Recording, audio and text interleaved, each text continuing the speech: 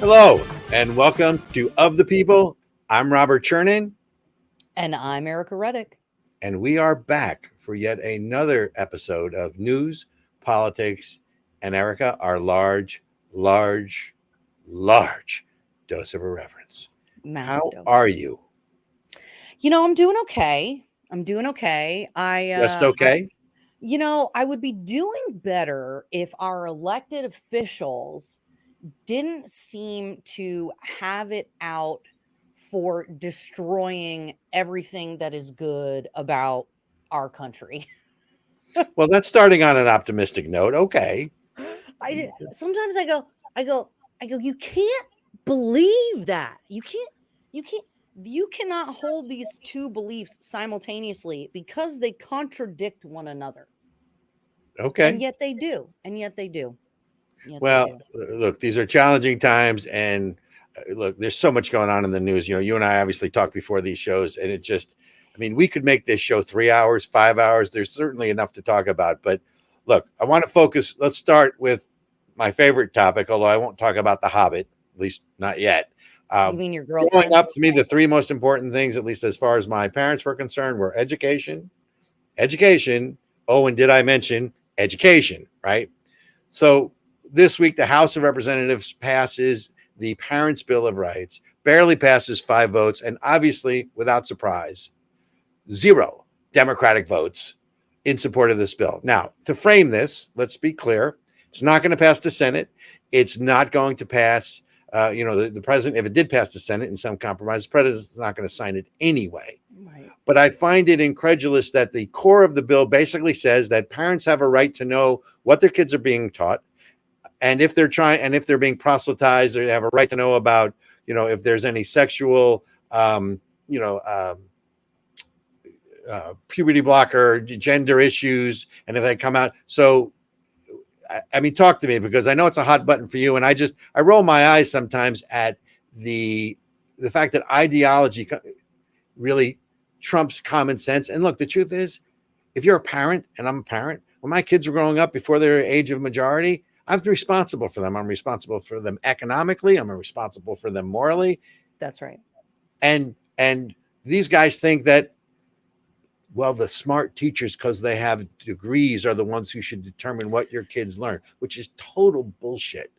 It really is outrageous. And I think what's important to highlight in this, Robert, is what the opponents of the bill are actually saying. And you're right. There is, regardless of the lies that you're hearing from folks like Hakeem Jeffries and AOC, this bill does not prevent, the Holocaust from being taught or that slavery was bad.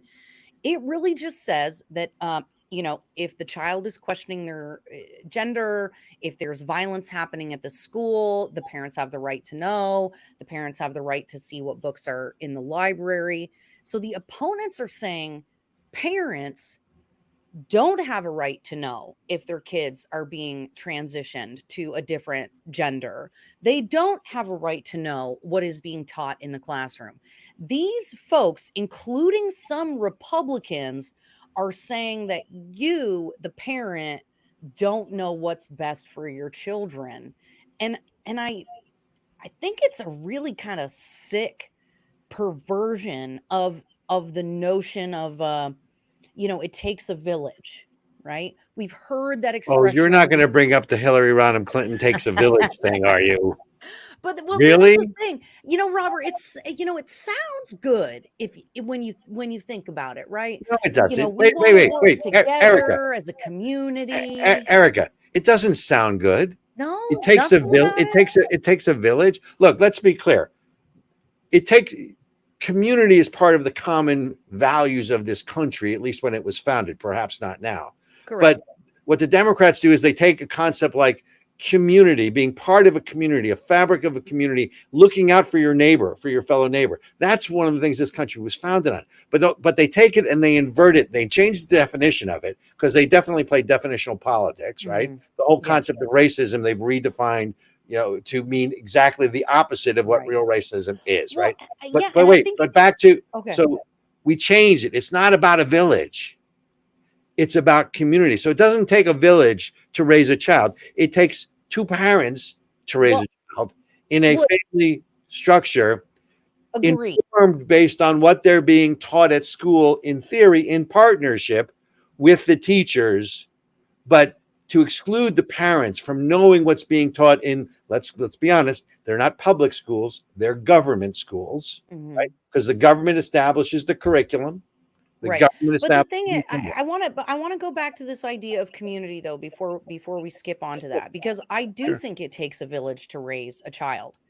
The problem is they've bastardized that to mean to move the responsibility to the village, right? It does take a village to raise a child. It takes your or a community, if you will. You know, you even if it's just your extended family, grandparents, teachers, whoever teaches them their trade. The problem is they've taken the responsibility and the onus from the Right. parents, and that's where I think it gets really dangerous. It's it's it's that mincing of words that sounds good on the surface, that they mutate, right? Just like Black Lives Matter. I mean, who's going to disagree with that sentiment? The problem is that's not where it stops. They say Black Lives Matter, and that means you're now responsible things, and it's your fault, or it's your problem, or you're the problem, and therefore we know better, we're in charge, and we're going to relieve you of your rights. Well, And I, the key, Erica, is right. So you first said responsibility. They're relieving parents of the responsibility, but at the end you said rights, and rights is really the issue. It's right, about, and that's why this bill is parental correct. rights. It's what. So the question is, what rights do parents have to be informed about what their kids are being taught? I mean, we can argue in the public sphere as to this book or that book, or these kinds of standards, right? But a Mhm. parent is morally, ethically, legally, fiscally, financially responsible for raising their kids. The teachers, and it's not really the teachers, honestly. Let's be Right. honest. It's the teachers unions. And by the way, that's why they're called The teachers leadership. unions and not children's unions, because they're not about the kids. They're about teachers, right? That's so But right, going Robert. back to this parental bill of rights. So my girlfriend, as you call her, actually, I have so many, right? I mean, Your wife's so gonna there's, get so mad at me.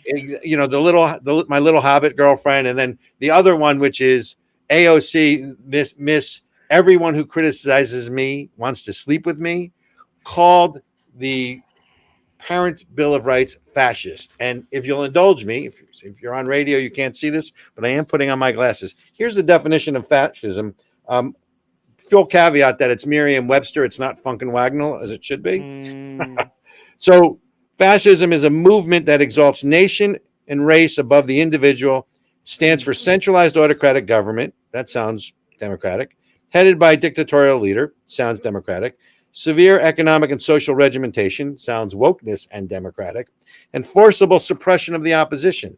So, the thing about the Democrats is they accuse everyone else of the things they're doing. They're the ones who want to rewrite or ban James Bond, or mm. Harry Potter, or all the other books, Gone with the Wind, because it's racist, right? All of Yep. those things, and they don't want anyone to debate in the public sphere. So of course they don't want us to know what's being taught in the school, not because it's all bad, but it's about a control issue, and it's about Exactly. molding the next generation.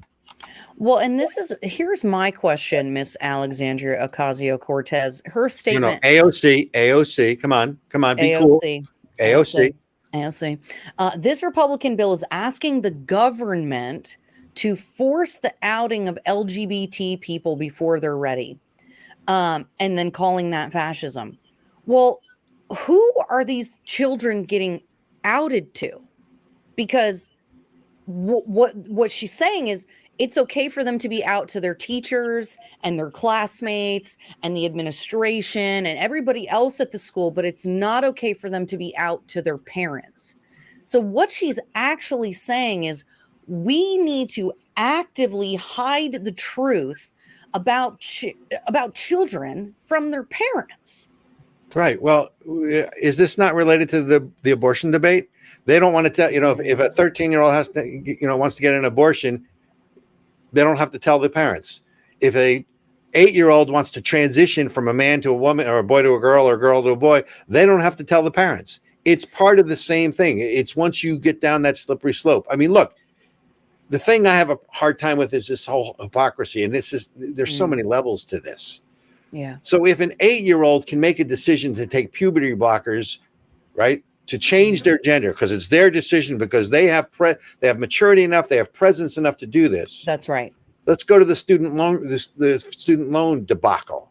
Mm-hmm. So at 8 years old, they can choose to change their gender, but at 18, when they take out a loan and they're of age of majority, now they don't have to pay it back because they're not responsible for their decisions. But at 8 years old, they have the maturity to make that decision. Well, and I think that's the stuff that makes me crazy. Robert, I think the evidence that we have gone mad, right? So what you're saying is these things don't make sense, right? These are two topics, two belief systems that don't seem to go together. How can you hold them all at once? How can you believe that an 8-year-old can make a lifelong decision, but an 18-year-old cannot? Well, I think we found out why this week with that new study from Northwestern University that shows that American IQs have plummeted over the last few decades. Well, they plummeted. They plummeted because education is failing our kids. I mean, education is not supposed to be politicized. Look, I understand that victory is written by the victors, historically speaking. So that's the struggle we're engaged in. But at the end of the day, the primary job of educators is, what color was George Washington's white horse? The primary job for educators is to educate our kids so they can compete in the world of knowledge, so they can compete. I mean, I tell my children, probably till they're sick of hearing it, that my job is to teach them how to get by in life when I'm dead. Mm-hmm. Now, you can candy coat that any way you want it. Education is a part of that, is preparing them to be contributing human beings to society, to their family, to their church or temple, their religious institution, or whatever fraternal or order they're part of. That's right. And we're failing that. But look, there's a reason why homeschool children always have better test scores, almost always by wide margins. Charter schools, another derivative of public schools, but not subject to teachers' unions, always produce better students, aren't we? We should be judging it by the product. And let's look at this. Speaking of the product, Robert, ability. Here are the test scores. Here are the areas that we fell in IQ. Verbal reasoning has to be math.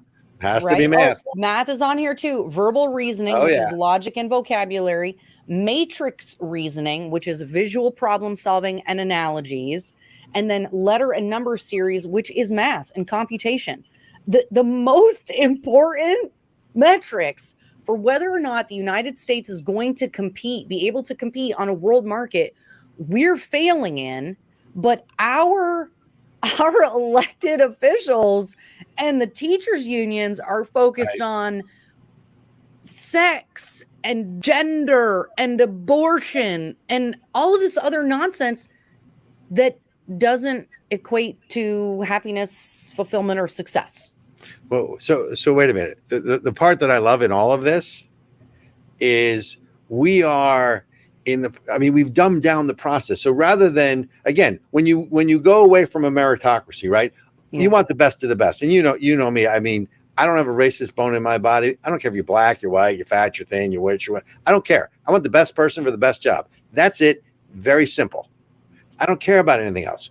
That's supposed to be our educational system, right? That wants to raise the bar so people strive to be the best that they can be, as opposed to lowering the bar. By the way, you did know that math is now racist, right? Oh, yeah. So I'm waiting for them. And by the way, if you can convince the world, or at least Americans, that there are more than two genders, then 2 and 2 no longer equals 4. It equals 5, or whatever number they tell you it equals. Oh my gosh. This is the idea that I'm always curious if these people realize how racist they actually are when they say things like math is racist, being punctual and on time is racist. This idea that any society can function without rules and order and expectations. I mean, if people didn't have to be on work on time and none of that mattered, how would anything ever get done, or products made or services rendered? Well, clearly things aren't getting done. I mean, that's the problem. Productivity is down, work ethic is down. But I want to go back to your postulating what they're thinking. And I don't think they're thinking at all, right? It's not that they're stupid, because they're not stupid. But you have to understand that this is a religious construct. They are reconstructing. We can no more understand sort of this wokeism, progressive democratic wokeism nonsense, whether it's through education or the system or anything else, than we can the mullahs in Iran. It's a different worldview. So they don't want to argue facts. They don't want to argue figures, because it's immaterial to what they're trying to achieve. I do want to segue back to education. By the way, I know we're concerned on this Parental Bill of Rights about educational standards and what parents know, but you want to know another reason we want to know what the content is. So the state of New Jersey, right? Governor Murphy, state of New Jersey. I'm from New Jersey. Don't hold it against me. State of New Jersey. I'm totally holding it against you, for the record. Just passed sex ed standards for 8th graders. That includes, I was going to say, I hope you're sitting down, but probably not a good idea. That includes discussions of anal sex for 8th graders. What? Look it up. It is in the news. It is, and the governor stands behind it, because kids should learn about anal sex in 8th grade. And I'm sure they're going to bleep this out on the show, but it's in the news. It's on the front page. So go look at it. So it's not right. It's not just a question about this. So I heard about something about this, Robert, in sex education here.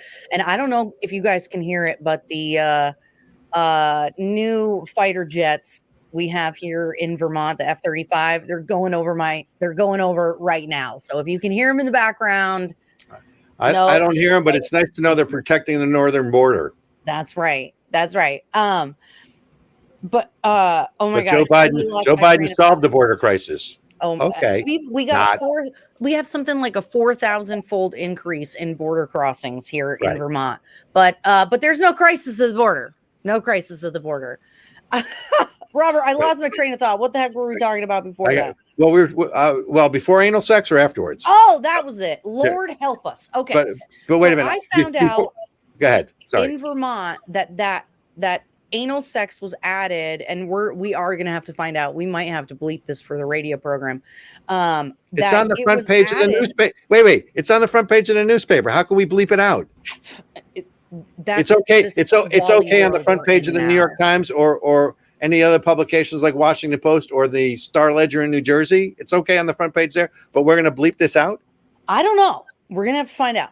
Okay. So this got added to the Vermont sex ed curriculum, and it was billed or presented as an alternative to vaginal sex to avoid pregnancy.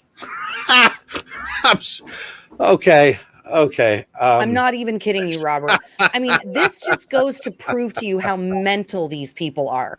So instead of I was going to say that's asinine, but I think that would be a double entendre. I'm sorry. I can't resist. I mean, it just is. It's so it just proves how foolish these people are when they say, take this one thing that could have a deleterious outcome or a not an outcome you want, and do this other thing that also has physical, spiritual, emotional side effects where you can actually really get hurt badly and end up in the hospital. Well, yeah, but honestly, I guess from their perspective, I mean, I guess, anal sex is probably not as bad as gender transition, right? So maybe it's the lesser of two evils. I just don't understand.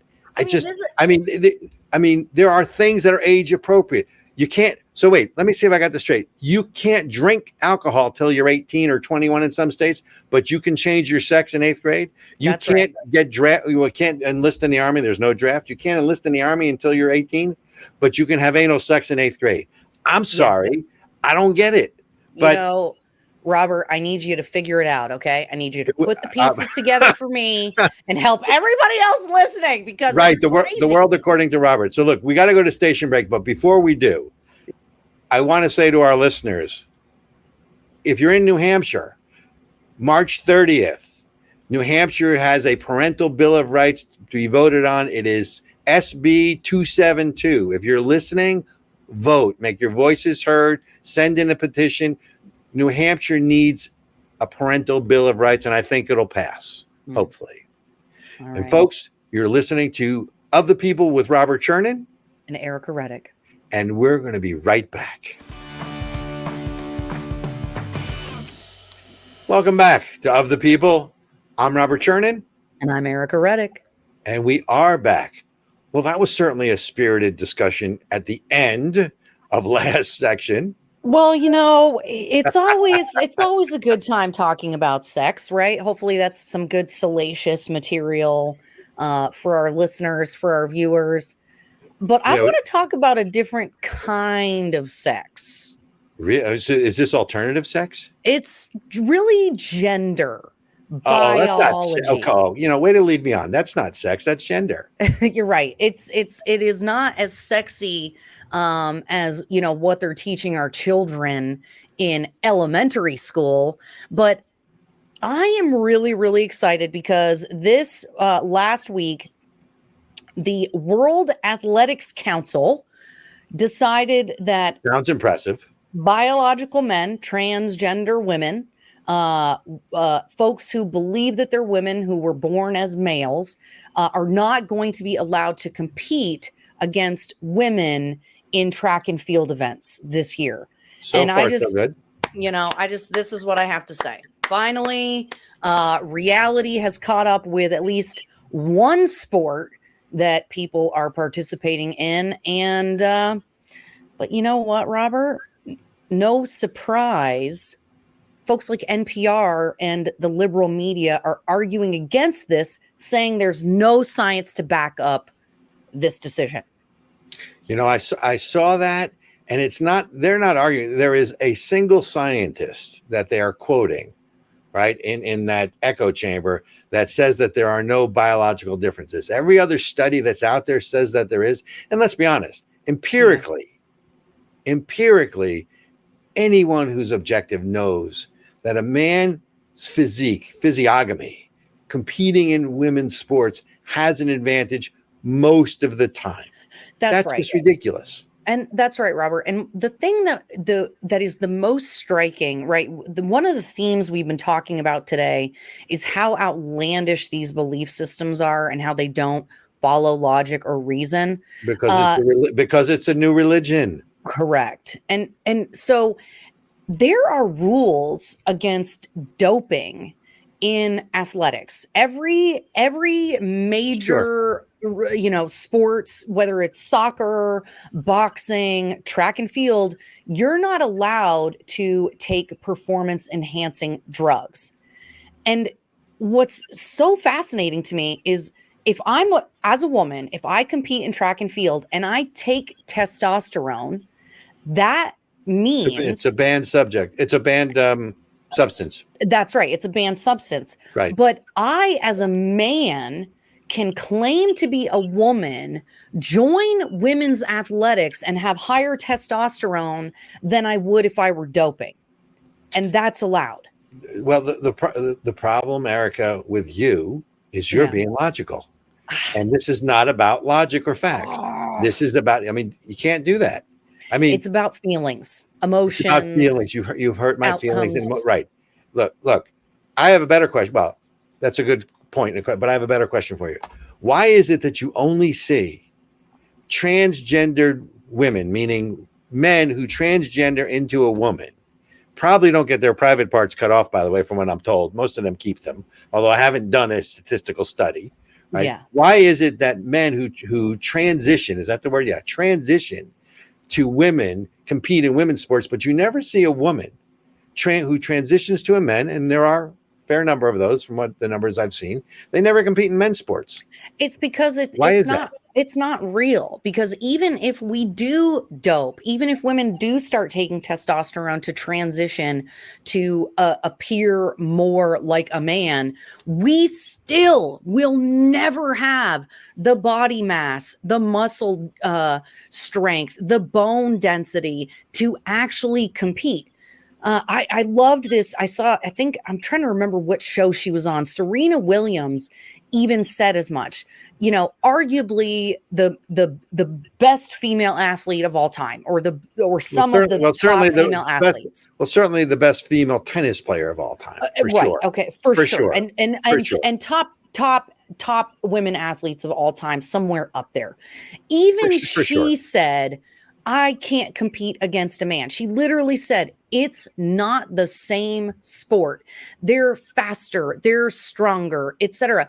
So when you have a top female athlete saying, I know that I can't compete, when she lost against the guy who was ranked 200 and something in the men, and she got smoked by him, right? You know, I remember.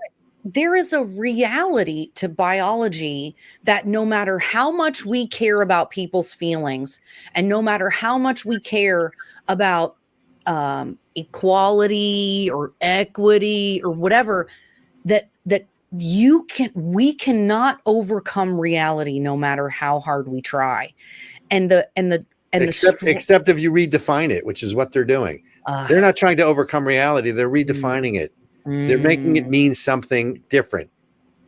Ericka, they are, look, you know, you've heard me rant, so I'll go on a quick one, right? We're a nation of laws. You want to get rid of laws, get rid of law enforcement, the people who enforce the laws. Those are man's laws. The minute you get rid of man's laws, the next step in the process, this revolutionary new religious wokeism bullshit process, once you get rid of man's laws, then you go after God's laws.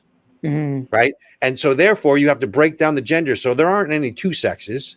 There are multiple, 20, 30, 40. And the core of that is having a man become a woman and a woman become a man. And then you've blurred the lines. So this incidental little stuff that men who are transitioned to women are competing in women's sports. Who cares? And now I do care. I'm being facetious, of course. No, but that's what they say. Because there's no master plan, like there's some guy behind the curtain pulling all these strings. You know, I am Oz. There's not one of those guys. Yeah. But there is a movement afoot, this wokeism, and I'm going to put a plug in for ASIC, if I can, really quick. Yeah, get it. ACEKFUND.org. We're doing a whole series on the American spirit versus wokeism, which is America's spiritual crisis. That's a part of what this whole women or men and women sports things is. Well, and that I feel like so much of this is really an effort in destabilization. If there is no such thing as subjective reality, objective reality. Excuse me, objective reality. Thank you, Robert. The problem is everything's become subjective. Exactly. So if we cannot agree as a society, as a country, on at least a few facts that we can build off of, right? Which you would think that biology, science would be a great place to start. But they've even torn down science, right? Science isn't the study of a thing, you know, with trials and hypotheses and all these other things. Science is Anthony Fauci dictating what we are and are not allowed to believe. Look, they're cherry picking. Look, it's the height of hypocrisy. They're cherry picking science, right?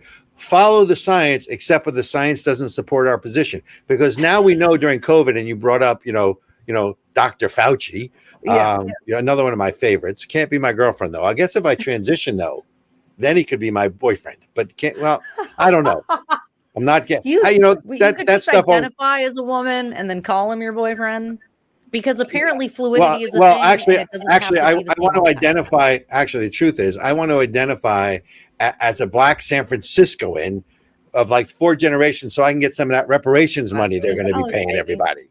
But look, they're cherry picking science. We now know, looking back at all the studies, whether it was the Johns Hopkins study or the Harvard study, that COVID wasn't what we were told it was. Yeah.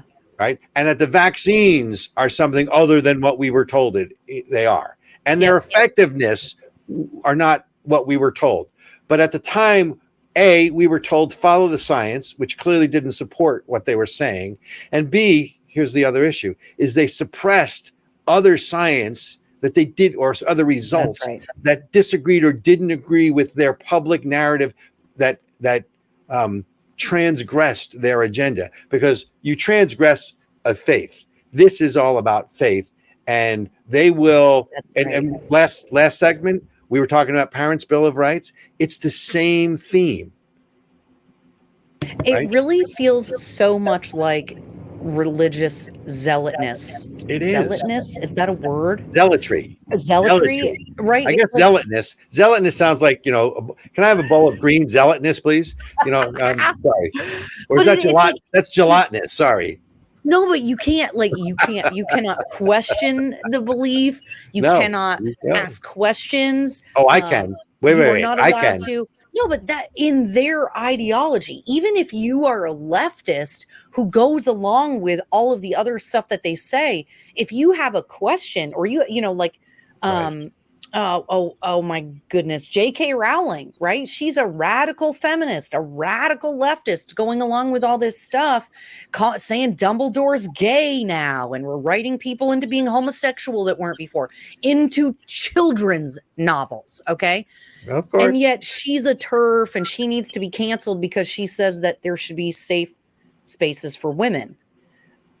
This lady was all the way on your side, believing all of the same stuff as you, but all she said was, "Well, can we just make sure we protect women, though?" And no, the ship that ship. Now here's the thing: it's a moving target. They start moving left, and 5 or 10 years ago, she was in the mainstream of where that was. But they've continued to push so far left beyond that, and pushing those boundaries again. We go back to man's laws, God's laws, and what they're trying to do to sort of revolutionize or instill this new system. I mean, the truth is, hold your ears. It's really about socialism and communism.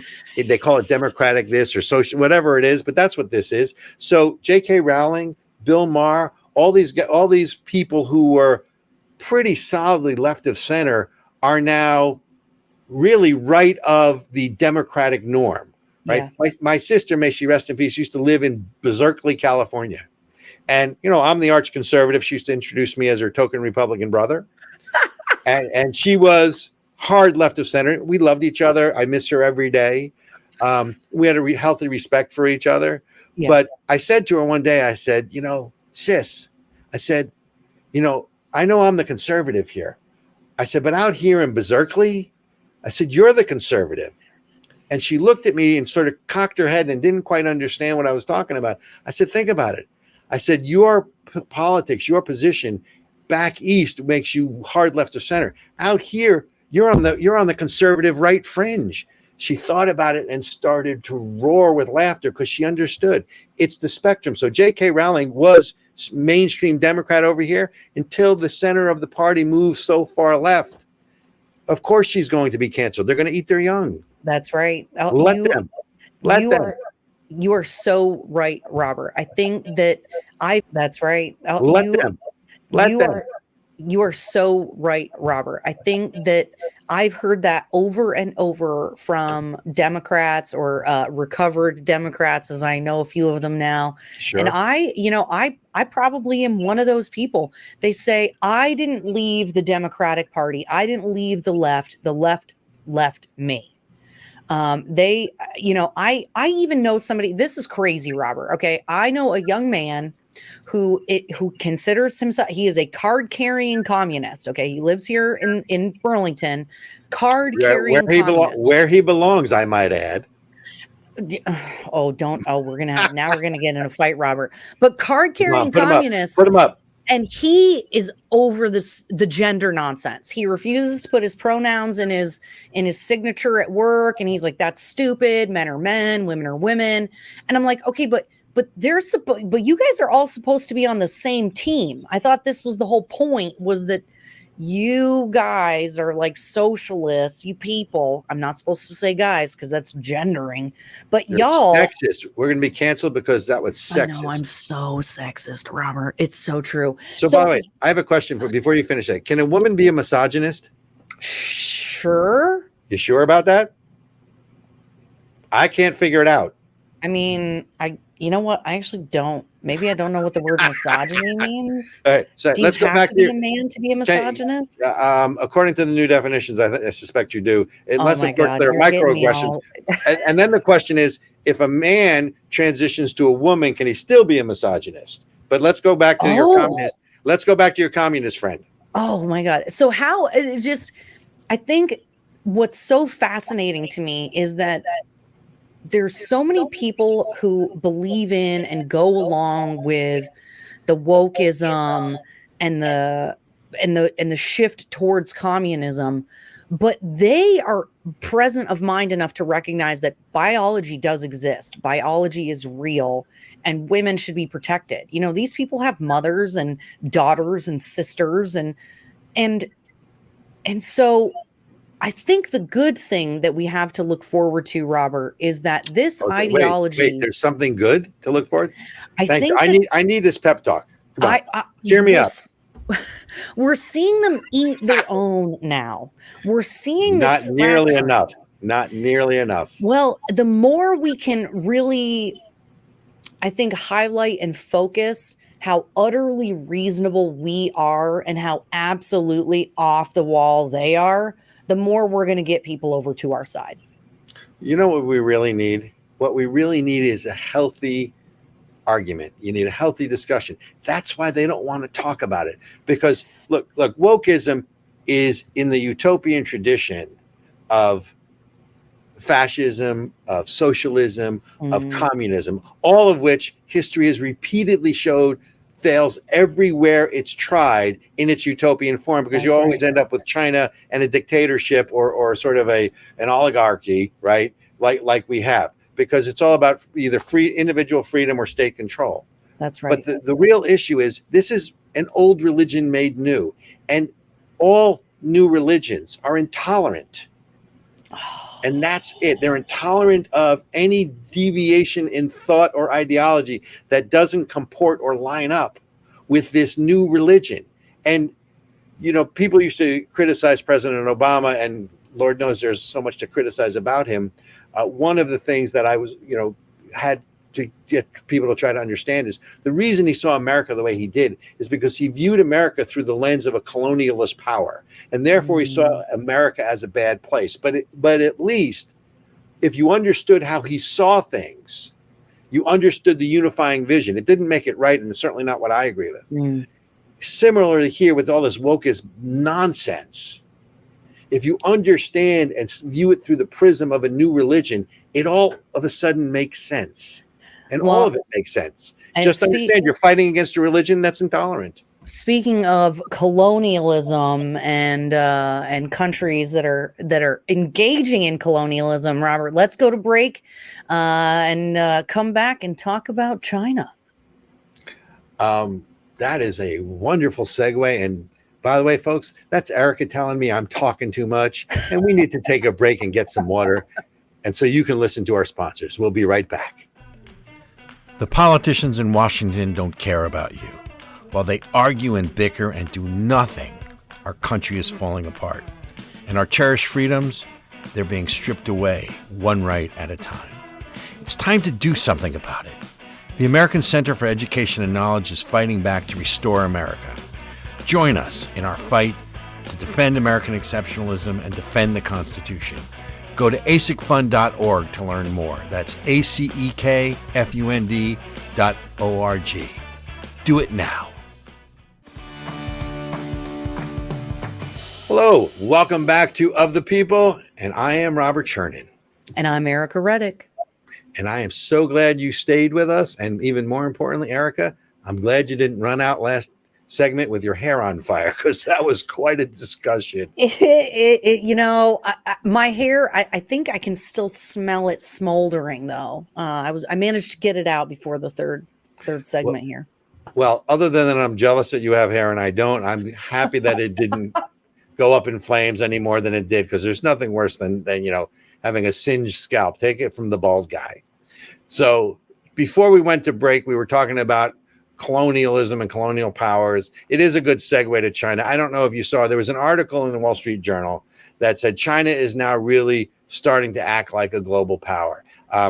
First of all, the truth of the matter is, and I respect the Wall Street Journal immensely as one of the last bastions of real journalism most of the time. Yeah. But where you been, Wall Street Journal? This has been going on and started back in the mid '90s when the Clintons greased their campaign cash with foreign contributions. Buddhist temple, Johnny Wong, those kind of things. Yep.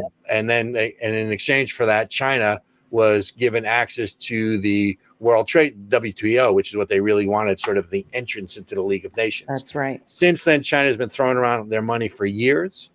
So now they are an economic powerhouse. The whole Belt and Roadway projects in Central America and South America, and the loan programs is unbelievable for most people. Doesn't see in the news, right? Yeah. If they're a military power, you do realize that China is now the largest military in the world. That's right. Larger than us. So if you combine that with, there's that go woke, go broke. Well, go woke can't fight a war either, right? And politically, the 20th century really was the American century. Yeah. And now China is vying for hegemony, or really to make it the China century and the China operating model in the 21st century. That's so there's right. all of that going on. All the while, we have China Joe Biden and China Hunter Biden in the White House. That's right. That's right.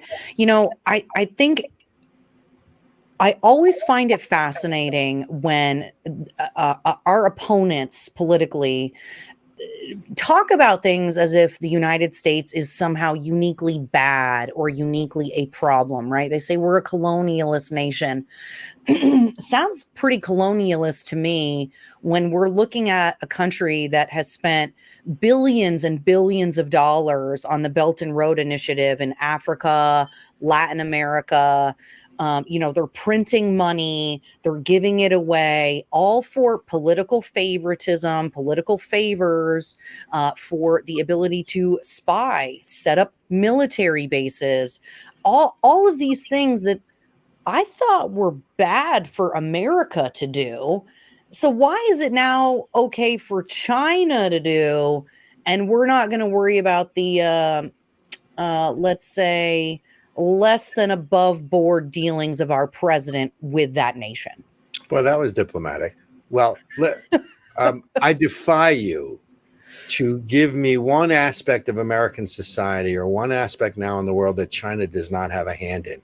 China just brokered the deal between Iran and Saudi Arabia for a peace agreement. Now, understand that that's the Sunni and the Shiite, right? The Shiite, there's two sects. I know we were talking sex in the first segment. Right. No, so that's SECTS, not sex, right? There's Shiite and there's Sunni. They are mortal enemies and have been fighting. I mean, that was the Iran-Iraq war for 10 years, right? And, when Saddam Hussein was there. Mm-hmm. So China brokered that deal. China is cozying up to Russia, and obviously real politics, capital R, small k.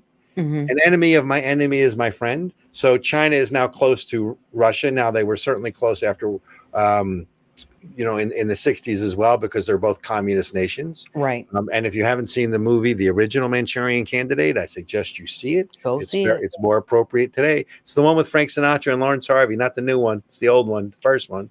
Yep. So China is everywhere. Yeah. As important, China's here.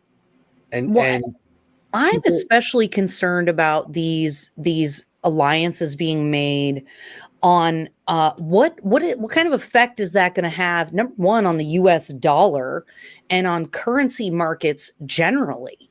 If we've got all of our enemies, big, massive enemies, Iran, Russia, China, and maybe just the Middle East and these generally. are some serious enemies. These are some serious enemies. And if they're now going to be cozying up with the folks in the different countries in the Middle East, and you have this, I don't know what the right word is, but a rallying of the Asian continent essentially against the West, I'm really concerned about what the outcome of that is going to be. Well, the outcome of that, look, we're at war with China. Yeah. Actually, I take that back. Let me rephrase that. We're not at war with China. I misspoke. China is at war with us.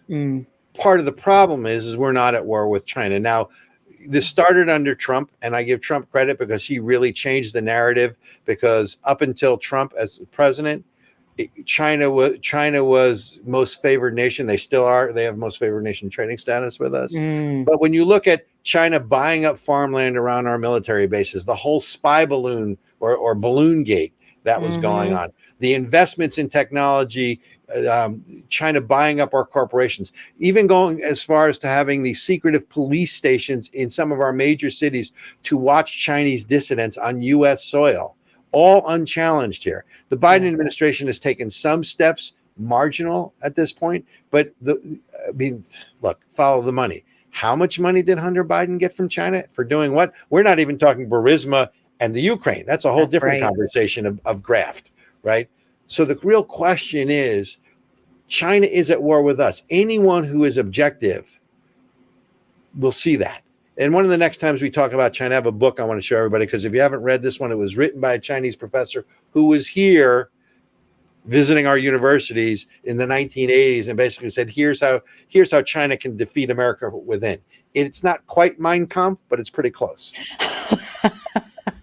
Well, and I think we have all of the evidence, Robert. And again, I am feeling so much like a broken record today. I can't understand, if we have the evidence, if we see it, right? Because we had all those professors and things in the university get found out as being Chinese spies. I don't understand why I mean, you would think our military industrial complex, those war hawks, those neocons that are all about just bombing people and giving as much money of the American people to Lockheed Martin, you would think that they would be about coming up with a new place to bomb or go after. You are such a warmonger. I'm not, but they are.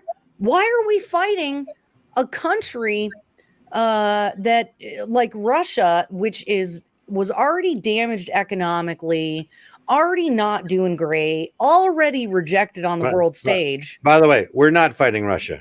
The Ukrainians. Oh, right, my bad. Oh, right, my bad. Okay. The proxy war. I mean, oh my God, it's maddening. Even that, Robert, just thinking about that. Where are we going to fight China? Where are we going to first of all, no one wants war. Well, that's exactly. Obviously. Well, maybe there are some people. I'm not one of them, and neither are you. But where are you going to fight China? Right now, I mean, look, we've argued here, you and I, that the only reason to support Ukraine's war against Russia, because we vilified Russia. And look, Russia is a great national power historically, and Russia has always defended Russia's interest. The United States has always defended the United States' interest. That's okay. But we have so vilified Russia, and combined with the weakness of this administration and this presidency, that of course Russia was going to go into Ukraine because they thought they can. The only reason to be in Ukraine or to support the Ukrainians is because if Russia is able to defeat Ukraine, China's going into Taiwan.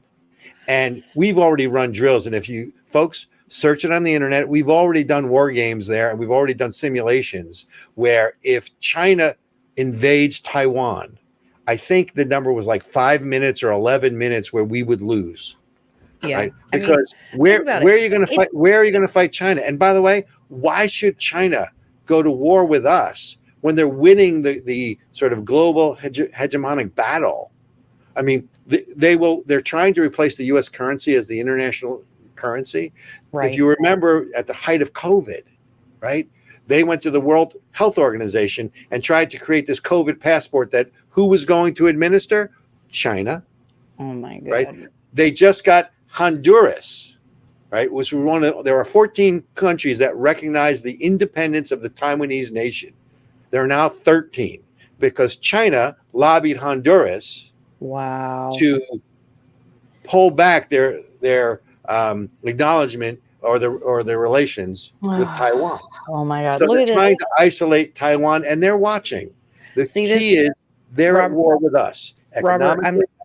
Go hold ahead. on just one second. I'm showing everybody. This is what people need to understand. When we're talking about trying to protect Taiwan at this point, this is the map of China and Taiwan. Okay. That's a great pick. It's a What great are pick. we gonna do? Like real talk. We are our military recruitment is down. Our navy is not as strong and robust and ready as it used to be. In reality, Well, what is because the we're worried United about States? diversity, equity, and inclusion and not winning wars. That's right. And so we've got essentially a hot war with China, whether Well, our it's not a administration hot was war yet. Respectfully, not a hot war yet. when they're sending fentanyl over here to kill Americans, when They they've are. got spy planes coming over here, Absolutely. we are at war, whether our administration or whether our elected officials want to admit it or not. And I think that that's, to me, that's the most egregious part of it. They're lying to the American people by not demonstrating, by not telling the truth about how dangerous this country is. And frankly, I don't think us helping Ukraine is keeping China out of Taiwan. I don't think it's going to help anything at all, because ultimately You there's might be right. nothing we can do. We don't have the money or the manpower to actually fight against these imperial powers. Somebody Well, might disagree with me, but yeah. Look, we are in support of Taiwan. I believe there is a delegation that's heading over there, much to the chagrin of the Chinese Communist Party. We're giving them more military equipment. I believe we moved some aircraft carriers into the area, but it's a powder keg.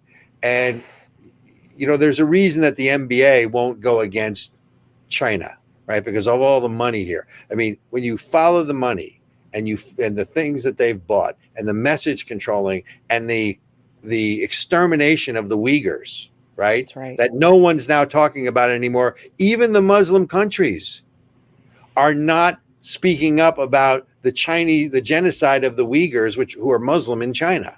Why? Right. Because China is now asserting itself on the global stage to a level that they haven't before, in the hopes of making this the Chinese century. Because really, when you think about it, back in the 20th century, America on the ascendancy, America, really the global power over any country. So the American model was really the operating model in the Declaration of Independence, freedom, human rights, Yep. individual rights. And we can argue all day long about whether or not we should have tried to export democracy.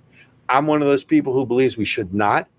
Now, I'm not totally an isolationist either, but democracy the soil has to be tilled and fertile to take a democracy. And we were trying to overlay democracy in plenty of places where there was no historical roots to it. Well, and Having it said was that, regime change. Oftentimes, those were also regime changes facilitated by the CIA. And so, if it wasn't asked for, wanted, our CIA regime change? No. Operation Mockingbird, all of the crazy things that they've been doing. That's part of the problem, is you can't instill a democratic system on people who don't want a democratic system or didn't ask for it. I agree. And look, so that's what you're seeing with China. So if you haven't seen this Wall Street Journal article, I'd suggest you read it, but it's the tip of the iceberg. You're right. So much is out there and no one has connected the dots. And again, the problem is, and I think we're starting to inch in that direction cautiously, which means maybe there are some adults in the room in the Biden administration, but with all the money that flowed, to the Bidens, either directly or indirectly from China, I won't say that China owns us, and I won't say that China owns the Bidens, but the relationship is just really concerning. And the fact that we haven't really taken on China on the different fronts, whether it's diplomatic or economic or other things, and we're really in a defensive position, shows that we're not at war with China, but China is very clearly at war with us. So colonial power or not, because the Chinese model is an autocratic model. Remember in the first section, wait, I can read it again, fascism, or maybe I threw that definition out, right? Totalitarianism, right? Autocratic regime. That's really the Chinese model. And here's the thing. Think of all the U.S. politicians, whether it's, and Fauci is a politician, whether you call him a bureaucrat or not. Right. But think of all the U.S. politicians that are now speaking favorably about China, and more particularly, and we're not talking about the Chinese people. We're talking about the Chinese government, the CCP, the Chinese Communist Party. Let's be clear on that, right? We're talking about the political model and the political machine. All of the, how many U.S. politicians in various stripes and shapes and sizes are now praising the Chinese model and that the Chinese got it right. These are the guys that lied to us about COVID and Wuhan. Money, right? Robert, it's always about the money. But that takes you back to Lockheed and the other ones. It's about the money, right? It's about woke politics and money. And I believe it was Eisenhower who warned about the military-industrial complex. Look, not that I don't support the military. I do. They keep us safe. At least they used to keep us safe. Now they're worried about colors and rainbows and that's just like separating the CCP from the Chinese people, right? Like I'm not mad at the rank and file military. I'm mad at the leadership. I'm mad at the executive branch, which leads the military. Just like in education, when we change the focus of what the thing is supposed to be, right? Like the military is supposed to fight and win wars. When we change the focus from fighting and winning wars to making people feel good, we're going to get a very different outcome if we ever have any kind of a military conflict. Do you know when that started? No. So if you go back in history, during World War II, it was called the War Department. Okay. They changed it to the Defense Department. What's in a name, right? So because the military's job is to fight and win wars. That's it. That's it. It's not about regime change. It's not about aid. It's not about anything. It's about fighting and winning wars, defined as what's your objective and how do you get out. Right. Those are the two things in any war. But look, we're getting far afield and we are running up against the clock here. So I want you to promise me something. I want to spend one entire show on China because there's so much to go into. But I want our listeners to understand something. China is our enemy number one, and they are at war with us. And if anybody wants proof, have them reach out for me. Right. Robert. ROBERTC at ACEKFUND.org. And I will give you all the proof you need. The dots are there. The politicians don't want to connect the dots. China is at war with us. We are not at war with them. And we really need to step up our game and challenge the moves in the international chessboard that China's doing, both around the world and right here at home in this country, economically, politically, technologically, and more. That's right. And you can support that effort by going to acekfund.org, ACEKFUND.org, learning more about our fight for American excellence and making sure that your kids don't end up a bunch of wokies. Folks, you have been listening to Of the People. I'm Robert Chernin. And I'm Ericka Redic. Thanks so much for joining us. Tired of seeing your rights stripped away by the politicians in Washington? Do you feel like you're a red dot, alone in a sea of blue? Get connected. The American Center for Education and Knowledge is fighting back to restore America. Join us in our fight for American exceptionalism and start connecting to all the other red dots across the country. Go to acekfund.org to learn more. That's ACEKFUND.org. Do it now.